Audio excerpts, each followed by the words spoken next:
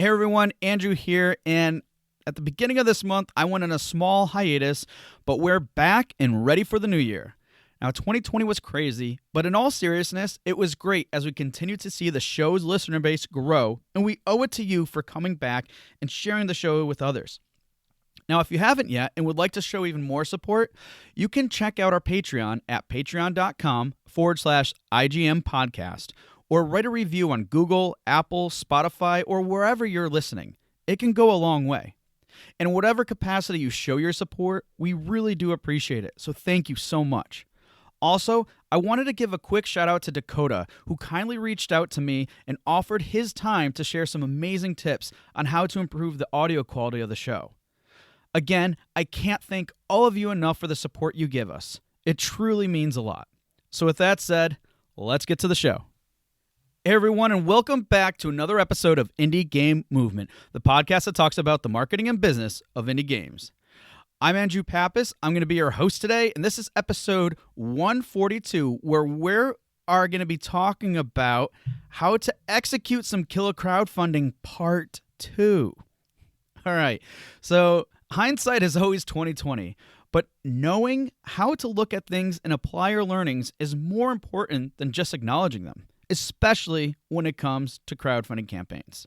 That's why in today's episode, we meet again with Mikhail of Mythallica Incorporated in part 2 of episode 137, How to Execute a Killah Crowdfunding Campaign, to get further insight how to approach and apply learnings, maximize their impact, and that you should always expect the unexpected.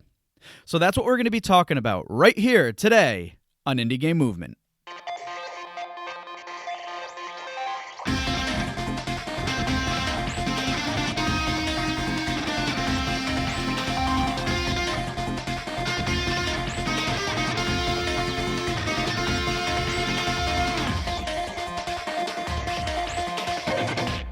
Hey everybody, we're back, and as I briefly mentioned in the introduction, we have Mikhail here from Mythallica Incorporated. Mikhail, how's it going, buddy? And thank you so much for coming back and doing part 2 of this episode. Oh man, it's going great, and thank you so much for having me, man. I really appreciate it. I really appreciate it. Yeah, well, I mean, we really appreciate it too because this is kind of a first thing for us on the show, doing a 2-part episode during your crowdfunding campaign. And for those of you who aren't familiar or didn't tune into the first episode, it was how to execute a Killah crowdfunding campaign. And a lot of what we talked about there is episode 137. So if you'd like a little bit more context, we're going to provide you some real quick. But if you'd like a little bit more, it was 137. And specifically, the campaign was running mid-October. And the excuse me, it was on Indiegogo. And it was specifically for a demo build, which we addressed in that conversation, which is a little bit unconventional in terms of what most people are running, right? And it was for the upcoming game, Serial Killahs. And a lot of what we talked about in that episode was specifically the preparation that took place, the planning and everything else like that, the communities that you leveraged, and, of course, the execution of the campaign strategies you guys developed. And even we tapped a little bit into the feelings and emotions that kind of came with that. Would you say that's a good recap of everything that we talked about? Oh no, yeah, definitely. You covered all the bases. We spoke on how, in these situations, a lot of the times you usually have a demo to give the contributors as the campaign is running. And for us to be running a campaign for a demo was unconventional. But yeah, I think that covers it all well. Yeah. Okay. Now, before we go in a little further, I'm not going to do a whole nother Q box round with Mikhail here. But you'll have to check out the previous episode for that if you'd like, or visit the show notes for 137. But in general, how have things been going without sharing really any details about, outside of the campaign? How have you been? Have you been busy? I'm just curious, how have you been doing all this time since then? Yeah, I feel like probably like everyone else, just taking it day by day, Yeah. it's all we can do, right? Other than that, I've been working on some animated projects that I'm coming up to completing now, which have really been taking up a lot of my life because it's animation, so it does that. Yeah. But yeah, just trying to keep my daily routine going as I keep work going, just meeting deadlines and yeah, so that's what I've been doing personally alongside of, just getting stuff ready for CKZ for, the rest of this year. Yeah. Awesome. And one question I do have to ask you now is, what have you been playing lately? The last game I played, and I haven't been able to play it in a while because I've been just working too much, was Miles Morales, PlayStation 5. Really dope Ah, game. Man, love it. Really great game. I can't wait to finish it when I get some time. But yeah, I've been vibing out to that for a good minute. awesome. Honestly, I think I've just been out of the loop a bit much, so I haven't heard much, but definitely sounds like you're enjoying yourself with that. So good to hear, and hopefully soon you'll have some more, at least a little bit more downtime, so you can get back into it. Oh man, I'm praying, bro. Praying. All right, cool. Well, we're gonna get back into it by kicking off right away here, and I'm sure the question that everybody else is really curious on, wanting to know, um, is, you know, was your campaign successful in obtaining its funding goal? And can you share your general thoughts of the end result? Yeah, it was successful in the short answer.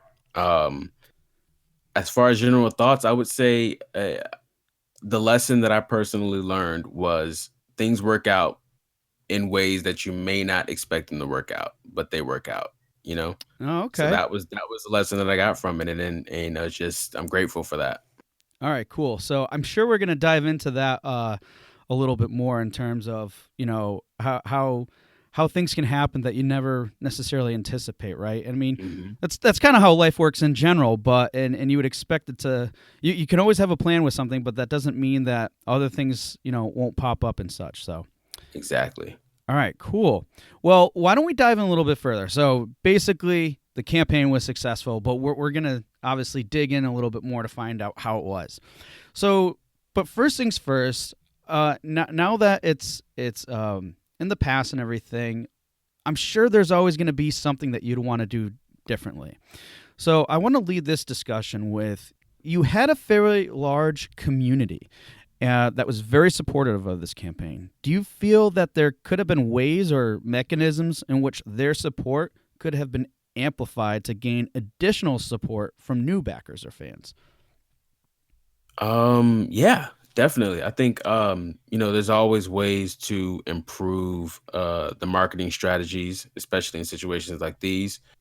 Um, I do think, though, if anything, if there's one area where I'd like to make the most adjustments, it would probably be preparing more material leading up to the campaign and maybe more of a marketing strategy in the months leading up to the campaign. I think that could have probably helped bring in more backers and more fans to really stockpile, those people on board. But I think for what we were able to do, and still be able to reach our goal, one way or the other, was just happened to kind of work out. So, Mm. but retrospect always gives you opportunities to kind of be like, yeah, I'm gonna do that different maybe next time, or I'm gonna do that a little bit different next time.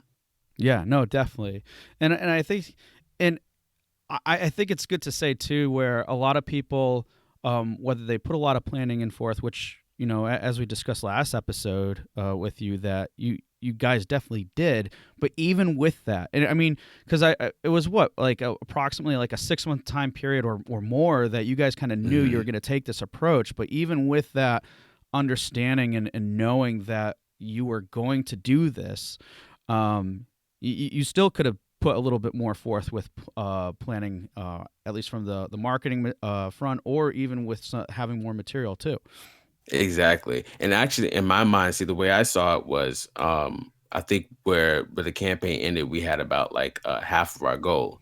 So I thought, man, maybe if we took like double the time that we marketed everything, that would have been the other half. Ah, You know what okay. I mean? So Yep, yep. that's kind of how I imagine it in my head. So when that retrospect set in, it was like, okay, so I know next time to really build it up, like build it up as much as you can, but do it in a way that's strategic and authentic. That doesn't just feel like like a corporate hype. You know what I mean? Like Yeah. you want it to be something that actually feels like it's worth the hype, or else the end result probably won't be what you're looking for. Yeah, I think the keyword that you used there was authentic too. Hmm. Cuz Definitely. yeah, cuz sometimes like or in the corporate maybe other way to view that would be salesy. Exactly. Yeah, exactly. All right, cool.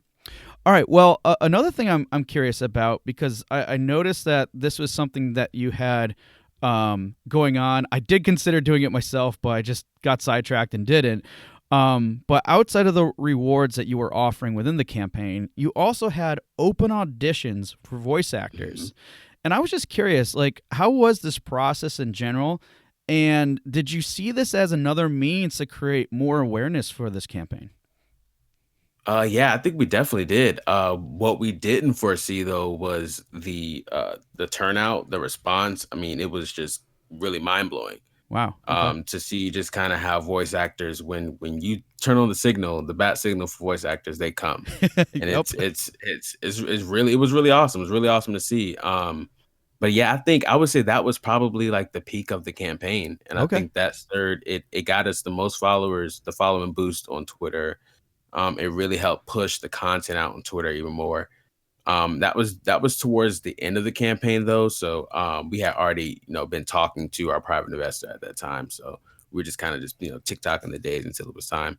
Yep. But yeah, we actually just announced the cast Thursday actually, and we put up a little video showing everyone playing their part, and yeah, and people are really excited about it.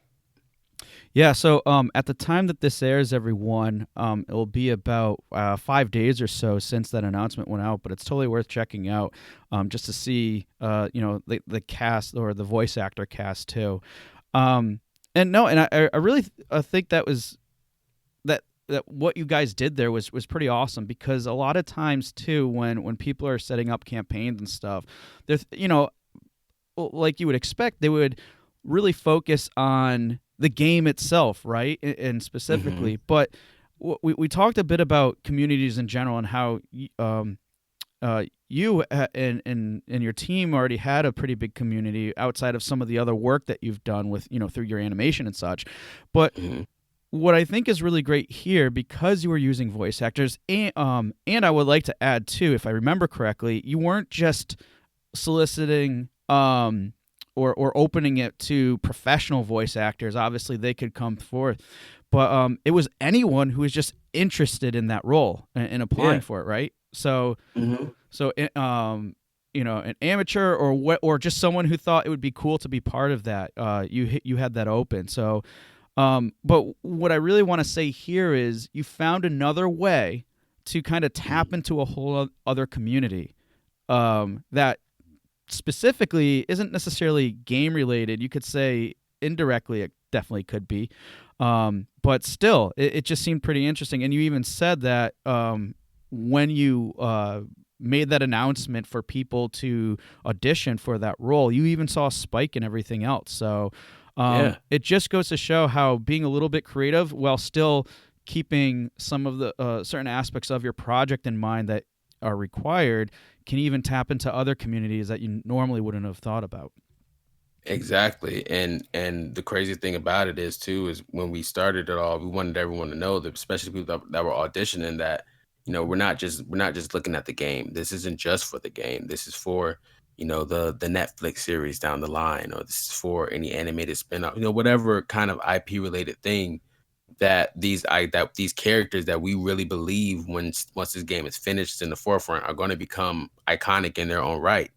We want to be able to offer anyone the opportunity to become these iconic characters.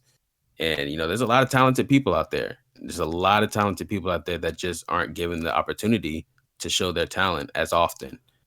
So when we went into it, the first thing we said was, we're going to just try to give people, opportunity to actually show their skills. And we actually had a couple of like voice acting agencies that wanted to be the ones to cast everyone and find the cast for everyone. And, it was like, nah, we want to make it public. We want to Yeah, give yeah, yeah. people a shot to, play this part. That's awesome. And another thing I want to call out too that I think is really important, that I think a lot of developers or teams don't necessarily think about, because they might see like it's maybe an unrealistic, but I think it's good to do this, is you really looked at it from a perspective of the IP as a whole and what else could this lead to.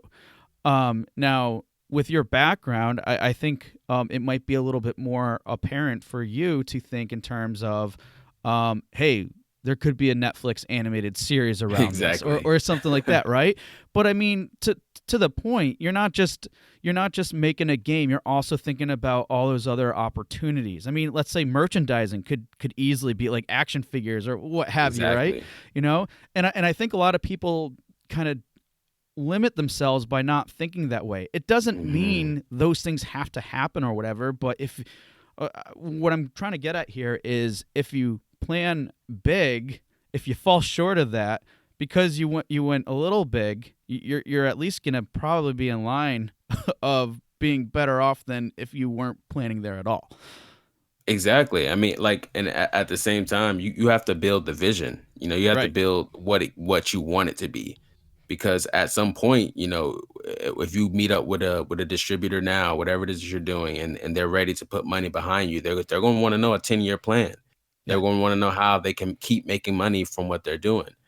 And so, like, I'm always a bigger picture kind of guy. You know what I mean? I need to know. We've already planned out the 4 games in the series. We've already planned out the series for the animated shows. Like, we want to have all of that prepared, so that when we walk into a room and we meet with whatever company that we meet with, when it gets time with the demo and it's time to sell it out for a real full version of the game, that they see the plan, they see the vision, and it's undeniable. Yeah. And when it's undeniable, they'll be behind it and they'll support it. Yeah. And that's key, everyone, because in those situations like that, investors, publishers, or whoever is going to, put time and energy behind your project, if they can't really see that vision that you see, or because think about it, anything that they're doing is a form of a risk. And if there's not a way that they can get a clear idea of that vision, we've talked about it in numerous episodes before, but if they can't get that full picture or whatever, or think that like, oh, you just want to make one game and be done with it, well, it's not going to be worth their time or worth that risk. So Exactly. you couldn't have said it any better. Thank you. Of course. All right. Well, before we move on, I'm just curious too. I mean, we covered how the voice actor auditions were really helpful, and also, other things that you could have done differently. Was there anything else in general that really stood out in terms of what you would have done differently with this campaign? No, I mean, honestly, I enjoyed the process. I learned a lot through the process. So for the lessons alone, I'll say I'm glad that it turned out the way it did. So it was worth it in the end. All right. For sure. Awesome. Well, I want to go a little bit further now and change things up about your post-campaign plans, because we know that you're really busy with this, and obviously other things, but especially this, because I want to lead off with, from the awareness and support that you generated, with the campaign. I understand you were also able to secure funding from a private investor to complete the demo as it was fully intended. That's your exact quote. Yes. So I'm just wondering, could you share a little bit more? And you mentioned it very briefly earlier, but could you share more about how this happened with this private investor? And you said the campaign was a success. You have a private investor, so I think I'll get into that a little bit moment with like funding and stuff. But what's the story about this? How this happened and getting this investor? Yeah, so I'm gonna keep them anonymous as I described this. I'm gonna tread lightly because we want to make when we actually release the demo, we want to make their announcement kind of in tandem to that. So we want to keep down the low for now. Hmm. But I'll just say that, if I had known that that this was okay, as far as one thing that I would have done differently, there is one thing. If I would have known that this was an option to begin with, then we probably would have never done the campaign.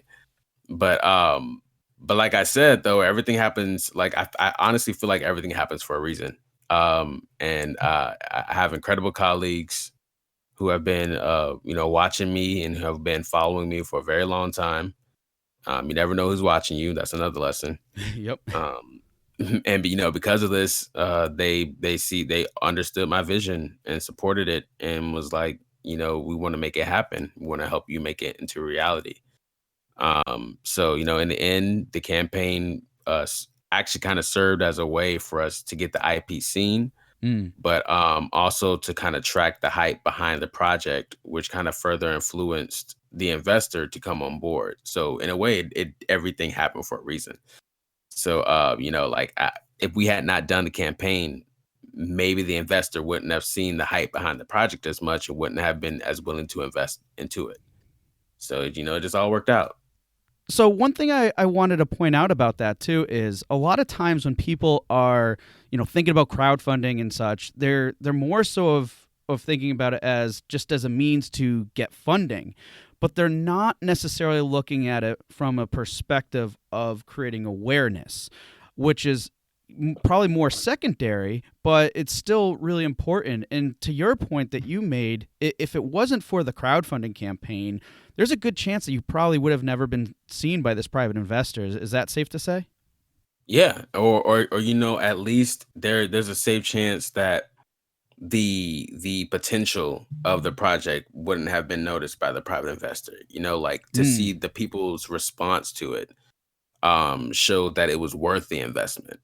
So I think without that, I think either way it was the final piece that was needed to for them to make action, and hey, it worked out.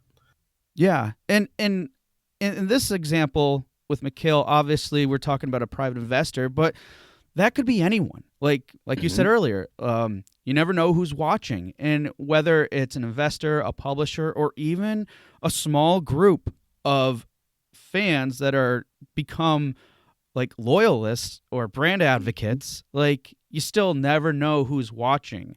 And I think it's important to say too, though, it is even if you're running a campaign that looks like it's not trending to its goal or it's kind of struggling or whatever, that's still another means, another channel in which you can get out there that typically people probably wouldn't have seen you.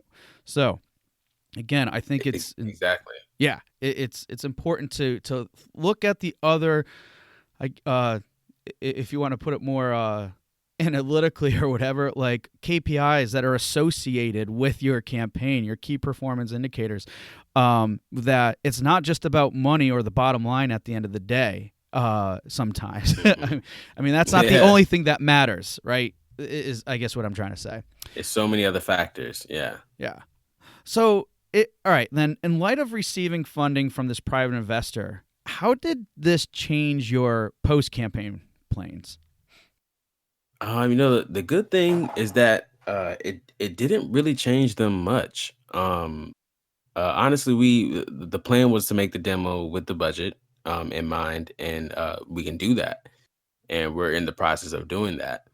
Besides for small logistical changes here and there, as far as making sure contracts are signed on time, and this information's been sent out, all this kind of stuff. Those few slight adjustments are very minor in regards to the whole process of making the game. So everything's on course.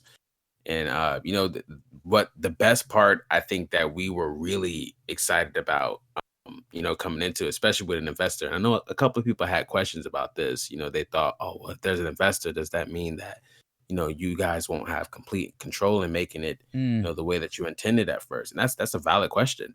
But the best part about this relationship is that we do. They literally pretty much said, here, we want to give you the money to make the game. So nice. make the game. So it worked out. It really just kind of, and it worked out in the best way to where we knew that we could, as we said in the statement, make it as we fully intended. Mm, So it's great. awesome.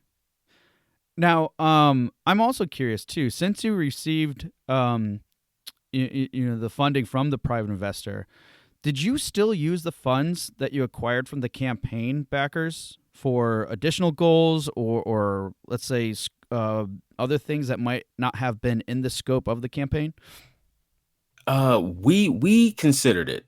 We definitely considered it, especially leading up towards the end of the campaign. And we discussed the pros and cons of doing so. Mm, But then in the end, we just decided that as a team and thinking of the bigger picture, that it would just be better for everyone involved if we just refunded everything. The money contributed by our backers just kind of showed that there's action behind this game, and that mm, in and of itself was kind of enough. We just needed the money, we needed the budget that we needed to make the game. We didn't need anything more than that. So anything more than that just didn't feel necessary. But on top of the private funding, we could have had more money if we had taken that. yeah, But that would have came with so much more responsibility on our part as well. That could have distracted from the process of making the game, making it right. So we just kind of weighed like we're being given an opportunity to make this game with no distractions. So we should probably take that opportunity so that we know the game will be done exactly how we want it to be done. So we gave it all back, and but we made sure that we told all the people that backed that during the process of us making the demo, they'll be the first to play each build. mm, So there's still a perk behind it because we didn't want that support to go completely unrewarded. We wanted to show that you guys stepped up right. regardless of how it turned out. You guys stepped up, and we appreciate that, and we want to show our appreciation. So yeah, they'll be the first to play the demo leading up to its public release later on this year. That's awesome. Now, two things I want to point out that you guys did that I think is very important. One, while obviously you have all this money and stuff, and of course we could all use more money, right? Like, especially with the Yeah. project and future goals and things like that. But what the key thing I think you guys did there was call out to that this would mean more responsibility equating to distractions. Hmm. And if there's one thing that prevents anybody, whether it's teams or whatever, in any industry or in any form of life, it's going to be distractions. Like, we always complain 100%. about distractions, right? So I think it's really important that you guys really thought that through that process, while you're in a really good position, it was just better to focus on the goal and the project at hand. Because again, too, I think as part of it, one of your reasons for doing this was to limit some of the things that you needed to do for fulfillment and logistics and things like that. Now, the second thing I wanted to point out is, even though you thought, oh, the backers are probably going to love it, we got everything we needed and now we can go forward with the project as intended, but you didn't just give them their money back or refund the money back and left it at that. Because I think what you guys identified is simply, if we just did that, then some people might interpret that in a bad way, where it's like, oh, well, our money, like that they're not really part of the project anymore. So I think it's great that you took the extra step and initiative to still show them that, no, you are a part of this. You're the reason why this is happening now. It's just a circumstance which isn't very common, but you're Yeah. called out that they are still the reason why this is happening, and you're still making them a part of it. Still, being empathetic of, hey, if we just gave back the money and called it at that and say, oh, we'll keep you updated, like, that wasn't enough. So again, Yeah, making sure that exactly. that message was conveyed to them is still very important, because I think it says a lot, because even if projects are funded, that doesn't necessarily mean that other things down the road that can't turn if you don't call out to those things. So again, Exactly. those. Exactly. And we're already, discussing in the future, like especially the NPC reward that we had. We're Mm, already discussing bringing that back around for the full game. So we think we will be able to provide opportunities. Of course, the first who will be given that opportunity will more than likely be our backers. But we want to provide that opportunity to, people to be able to get back in on that as well sometime in the future. But yeah, we felt it was the right decision, and looking back on it, we're all incredibly glad we made that decision. awesome. Now, one thing I was thinking too as we're talking, if I can remember correctly, in the first episode, you mentioned that in terms of the full game, that would possibly be something you would use, like maybe a different platform to crowdfund as well. Is that still going to be the case now that you have this investor? Um, I think we're actually weighing a lot of things now. See, the plan is to release the demo, and just kind of when we release that to the public, it's part of it is like letting the internet do what we know the internet does. Hmm. And then another part of it is also kind of making sure we have a plan laid out for different potential avenues in which the full game can come about. We could shop it around to distributors, which we plan to do, as far as giving them the opportunity to, if they want to invest and make the full game. But we're also laying out a plan for, okay, if we want to do a plan B, if we do want to do another campaign, what does that look like? So it's a little bit of a lot of different things. We're just kind of trying to make sure that we keep the foresight to make sure we're prepared, Mm. should any situation come to fruition. Okay, cool. Yeah, and that makes a lot of sense too, where you might you're keeping your options open basically. Yeah, exactly. Because the crowdfunding, the crowdfunding experience was it was really interesting. It was really good. We learned a lot from it, but we also learned that it's not a necessity. It's Yep. just one of many ways that you can come about getting to your end result. So now that we've experienced that, there are multiple ways to get to the end result. We're exploring that in every step that we make, moving forward. So yeah, so we're basically just kind of like, we'll see what happens. We'll see what happens. Let's just make the demo, let's put it out, and then we'll see what happens. We'll go from there. Awesome. And one thing before we start to close, too, that I'm curious about, now that you can build the demo as you intended, and you mentioned a few of these already, but what other plans do you have to keep your growing community and your future fans engaged until the demo is released, and then even beyond that? Well, actually, that's where the voice actors come in. We're Ah, planning a series of we're planning some things now, that we hope will be entertaining for the fans leading up to the demo. And they'll also work as opportunities for us to provide updates on the process of the demo and everything else. So yeah, we're getting things together now. We're definitely getting things together now for that.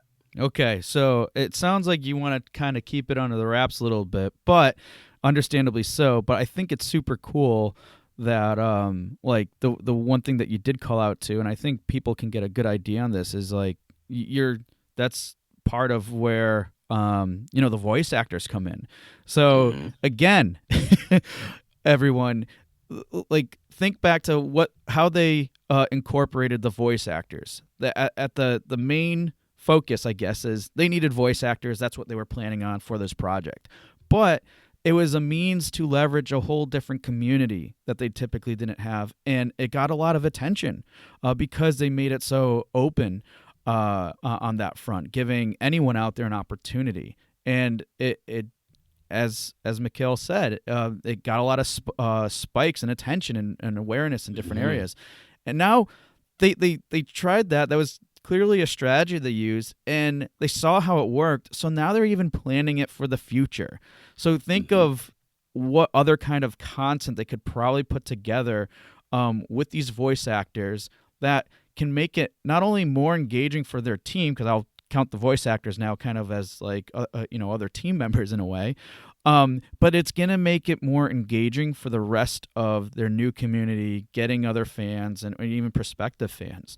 So, and I'm sure they probably have other things that they're planning on doing too, but it just goes to show the path of how you can take other things of your project, and with this example being the voice actors, and applying it in a sense that's strategic and can be used as a marketing effort.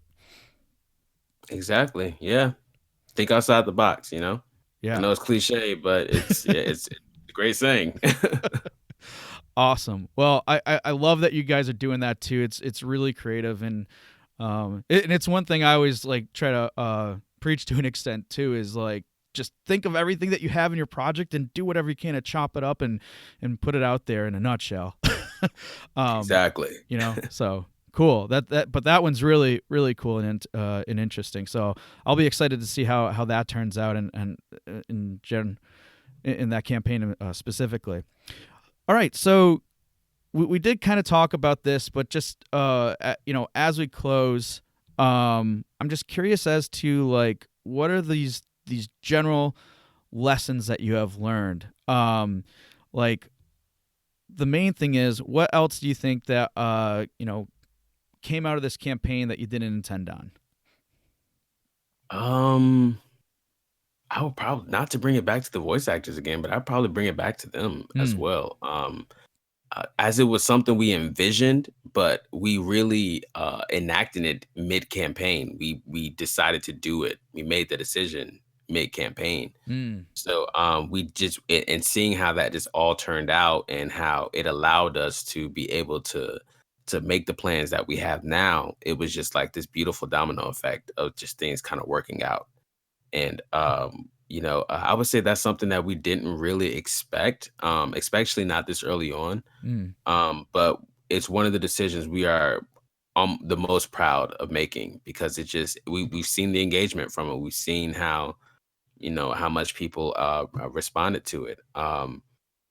But yeah, I think as far as other anything else that we didn't really intend on, I guess we just didn't really expect people to gravitate to it as quickly as they did. I mean, mm, we knew what we had.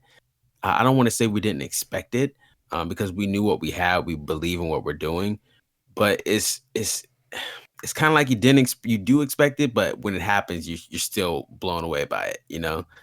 So it's one of those situations. So, but yeah, I think that's just seeing how everyone just automatically gravitated towards the idea, and there was just so much love behind the idea during the campaign, when it really hit at that time, it was really mind blowing, really really mind blowing. So, but yeah, overall, great experience. awesome. And based on that experience too, not just with a campaign in general, how would you say that's changed your outlook, or has it? Um, I guess the expected cons to the campaigns were probably more so reinforced Hmm. during the campaign, which is fine because we kind of knew that going into it. It hasn't really changed much of how we perceive the crowdfunding process, but it has changed how the outcome could potentially be, especially with finding an investor that outside of the campaign, but it was kind of because of the campaign that the investor did it. So that experience changed how the outlook of how the dominoes can fall, Mm. and how things can kind of lead to your benefit in ways you may not have planned or expected. So So it, expect the unexpected. there we go. And too long didn't read. That's it. Yeah. That's awesome. All right. So, any like quick tips or suggestions you would give people based off of, what we talked about today? Just think creatively. Mm, Just creative problem solving. That's I feel like a lot of this process in this campaign was a lot of quick on your feet, creative problem solving. And so yeah, I just be open to the expandability of your IP, and just be open to the vision of what your IP could be. Don't limit your vision based on what resources you believe you have or what resources you think you may get. Plan for the full picture, plan the full vision, and so that when it's time, the people who are willing to invest into it can see the full vision and they'll invest into it because of that. Awesome. Yeah, I think that's perfect right there. Really, and it encapsulates everything. Just plan for that full vision. Because if you sell yourself short, you'll probably end up short in terms of your visions or where you want to be. All right, cool. Well, Mikhail, thank you so much for your time and everything else. Before we go, where can people find out more information about Serial Killahs? When the demo is going to be released, getting updates. Where can they go to get more info about all this, and or even to reach out to you if they have they wanted to get in contact? Yeah, on Twitter at Killah Serial Game. You can also find us on, let me make sure that's right, actually, because I get the Twitter and the Instagram mixed up a lot. Yeah, okay, so Serial Killahs for Twitter is at Killahs Serial, and you can follow us on Instagram as well, which is at Serial Killahs Game. Okay, cool. So you heard it there, folks. That's where you can go to get in touch with Mikhail or to find out more about Serial Killahs. So, Mikhail, again, thank you so much for everything and being here and really sharing this process and whatnot. We really appreciate it. Oh, thank you, man. Thank you so much for having me. I appreciate it. All right, take care. You too. Hey, everyone, and thank you for listening to another episode of Indie Game Movement. I'm Andrew Pappas, your host, and the show's producer is Mustafa Price. A special thanks to Taisuke Kimura for creating the show's theme and Donnie Wilson for the logo design. If you enjoy and value the content, you can support us by visiting our Patreon, which is patreon.com/IGM podcast, and select the tier that meets your needs. Show notes for this episode can be found by visiting rengenmarketing.com/the number of this episode. Rengen Marketing is a consulting marketing company that helps indie devs with their marketing efforts. So if you're looking for helpful marketing content or marketing plan template for your current game, then please visit rengenmarketing.com. And as always, thanks for being such great listeners, and we'll see you next time on Indie Game Movement.